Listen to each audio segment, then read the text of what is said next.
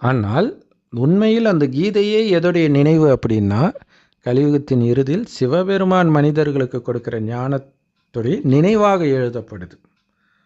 ஆனால் அதுக்காக கீதை அப்படியே ரொம்ப எளிமையாக இருக்குதுன்னு ரஜினிகாந்த் சொன்ன மாதிரிலாம் கிடையாது. கடமையை செய் பலனை எதிர்பாராது, ரொம்ப ஈஸியாக தானே இருக்குது.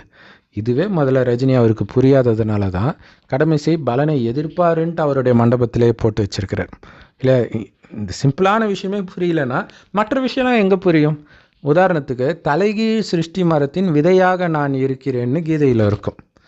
அதுக்கு ரஜினிகாந்த் அவர்கள் இல்லை, கீதையில் நான் அப்படியே கரைச்சி குடிச்சிருக்கிறேன் அப்படின்ட்டு கீதை உபதேசம்லாம் பண்ணுறவங்க சாது சன்னியாசிலாம் இருக்கிறாங்களே, நான் அடித்து சொல்கிறேன், யாருக்குமே இதுக்கான அர்த்தம் தெரியாது. இதுன்னு இல்லை, நிறைய விஷயங்கள் அதில் இருக்கும், எதுக்கும் அவங்களுக்கு அர்த்தம் தெரியாது.